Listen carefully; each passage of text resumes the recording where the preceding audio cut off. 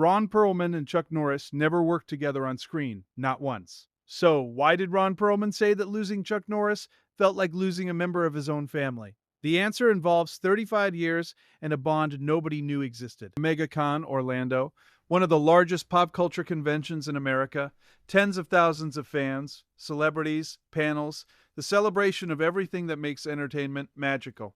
And then Ron Perlman walked in. He had just learned the news on his way to the event. Chuck Norris was gone, and in a convention hall full of noise and excitement and the electric energy of a crowd ready to celebrate, Ron Perlman stopped and he said something that nobody expected.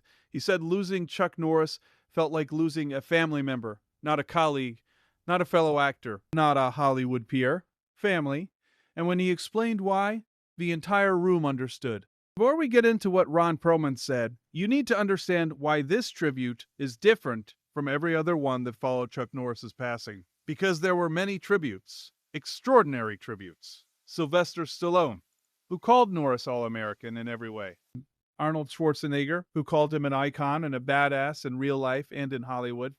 Jean-Claude Van Damme, who recalled their early days together and the deep respect he had for Norris as a mentor. Dolph Lundgren, who called him the champ and credited him with showing him what it takes to be a man. Randy Travis, who called him a brother figure and described his gentle strength as simply the heart of America. Donald Trump, who remembered him as a really good tough cookie and a great supporter. Every single one of those tributes was real. Every single one was powerful. Every single one told us something true about who Chuck Norris was. Ron Perlman's tribute was different because Ron Perlman and Chuck Norris never worked together on screen, not once. In two careers spanning decades. In Hollywood, where everyone seems to cross paths eventually, these two men never shared a set. And yet, Ron Perlman felt the loss like family. That is the story we are telling today. Ronald Francis Perlman was born on April 13, 1950, in Washington Heights, New York City. He grew up in a world far removed from Hollywood. A working-class kid from New York, who found his way to acting through theater, through discipline, through the same kind of determined self-belief that would later make him one of the most recognizable faces in the history of genre entertainment. His face, distinctive, powerful, unforgettable, became his greatest gift. Not in spite of what made it different from conventional Hollywood leading men. Because of it, he played Vincent in the beloved CBS series Beauty and the Beast, earning a Golden Globe Award in 1989 for a performance of such extraordinary tenderness that it redefined what a hero could look like on television. He played Hellboy twice in Guillermo del Toro's beloved adaptations, a character so perfectly suited to everything Ron Perlman is that it felt less like casting and more like destiny. He played Clay Morrow in Sons of Anarchy, one of the most complex and compelling anti-heroes in the history of cable television.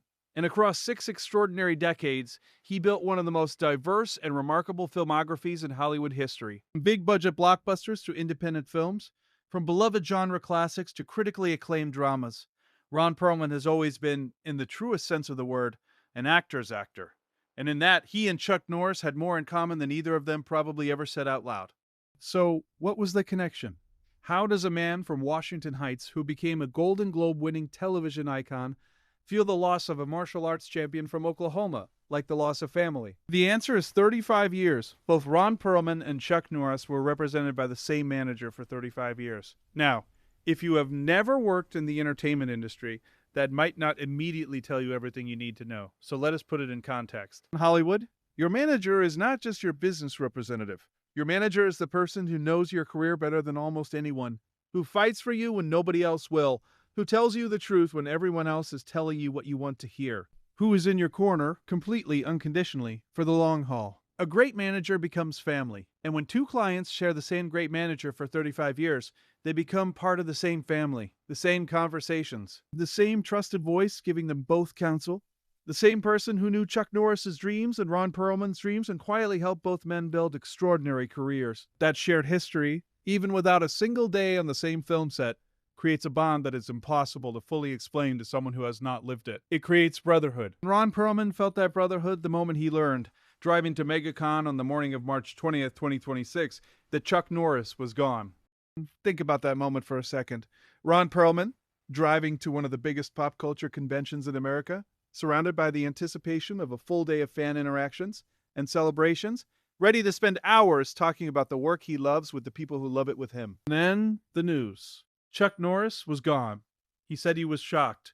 And that word, Shocked tells you everything about what that moment felt like. Because Chuck Norris was not supposed to go quietly, not in the way the memes imagined, but in the deeper way that people who seem larger than life always feel permanent, always feel like they will be there, always feel like one of the fixed points that the rest of the world orbits around. Chuck Norris was a fixed point for Ron Perlman. For 35 years, they had shared the same trusted advisor, the same professional family, the same corner of the entertainment world where two very different kinds of performers found common ground. And then, on the drive to a convention, that fixed point was gone. Ron Perlman arrived at MegaCon Orlando. He walked into that convention hall, and when Movie Web sat down with him to talk, he did not pretend. He did not perform. He did not reach for a prepared statement or a carefully managed quote. He told the truth. It felt like losing a family member. Ron Perlman praised Chuck Norris's trajectory. That word, trajectory, is worth sitting with for a moment. Not his films, not his martial arts championships, not his television career, or his political views, or his faith, or his fitness advocacy.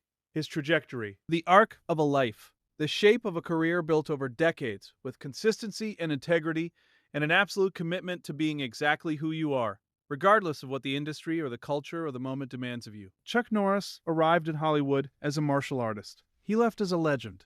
And the line between those 2 points, that trajectory, was completely, authentically, unapologetically his own. Ron Perlman, a man who has built his own extraordinary trajectory across 6 decades, recognized that, respected it, honored it, and he closed his tribute with 3 words that managed to be funny and tender and deeply human, all at the same time.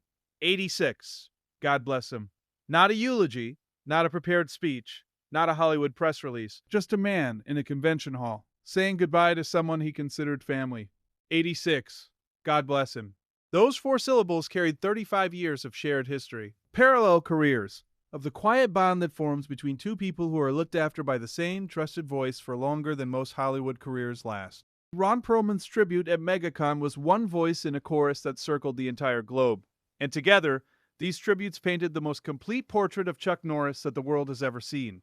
Sylvester Stallone gave us the colleague's tribute, a man who worked alongside Norris on The Expendables 2 and saw, up close, what all-American in every way actually looks like when someone embodies it completely. Arnold Schwarzenegger gave us the icon's tribute, one living legend recognizing another, calling Norris a badass, not just on screen but in real life, because Arnold Schwarzenegger knows the difference. And Chuck Norris cleared that bar in both directions simultaneously.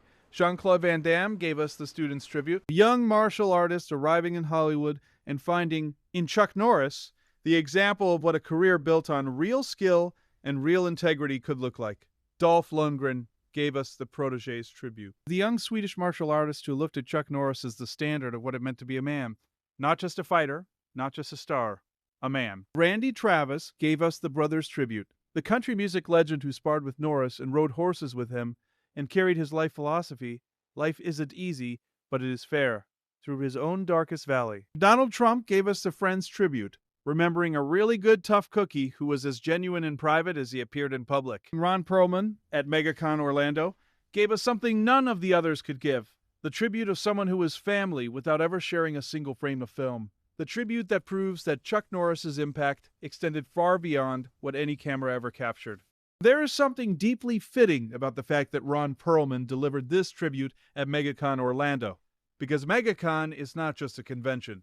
It is a gathering of the people who love these stories most deeply, the fans who grew up with Walker, Texas Ranger and Back to the Future, and Top Gun and Hellboy and Sons of Anarchy, the people who have carried these characters and these performers with them through their lives, through childhood and adolescence and adulthood and parenthood, finding in fiction something that helped them understand the real world. Those are the people Ron Perlman was standing in front of when he said that losing Chuck Norris felt like losing family, and every single one of them understood exactly what he meant. Because for them, Chuck Norris was family too, not in the literal sense. Not in the 35 years of shared management sense, but in the way that a story can make you feel less alone. In the way that a character can show you something about courage or loyalty or integrity that you carry with you long after the credits roll. Chuck Norris gave that to millions of people. And Ron Perlman, standing in a convention hall full of people who felt the same loss, said it out loud. Chuck Norris was 86 years old. He died in Kauai, Hawaii, one of the most beautiful places on earth, following a sudden medical emergency. His family confirmed he was surrounded by loved ones and at peace. His family called him a symbol of strength, devoted husband, a loving father and grandfather. His son Dakota called him the greatest father God could have given him, the finest man he ever knew. His daughter Danielle called him her safe person from the moment she was born. His granddaughter Greta remembered Papa, cheering at her soccer games as proud as he could be. Randy Travis called him the heart of America. Dolph Lundgren called him the champ. Stallone called him all-American in every way. Schwarzenegger called him an icon. Van Damme called him a mentor. And Ron Perlman, who never once shared a frame of film with him, called him family. That is not a Hollywood career. That is a life. In the morning of March 20th, 2026, Ron Perlman drove to MegaCon Orlando. He was going to celebrate, to connect, to spend a day with the fans who have loved his work for 6 decades. And on that drive, he learned that Chuck Norris was gone. He arrived at the convention. He sat down with a microphone, and he told the truth. It felt like losing a family member. 35 years of shared history, of the quiet bond between two men who were looked after by the same trusted voice for longer than most marriages last. Chuck Norris and Ron Perlman never shared a set, but they shared something rarer. They shared the kind of connection that forms in the spaces between the credits, in the offices and the phone calls and the decades of being represented by someone who believed in both of them completely. They were family.